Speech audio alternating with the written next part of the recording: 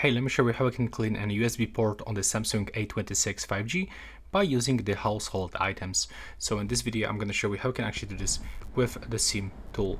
So first of all, just be sure that you have good lighting condition and you get the SIM tool, but also be sure that you turn off your phone.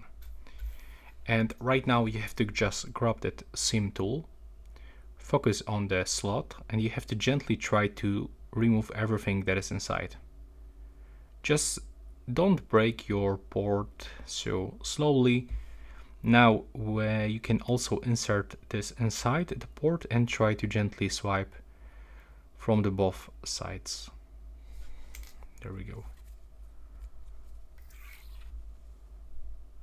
Now we can repeat to remove other things. And when it's finished, you can try to connect your charging cable and check if it is working properly. As you can see, yeah, in my case right now I can fit cable inside the port, which means that I just properly cleared it.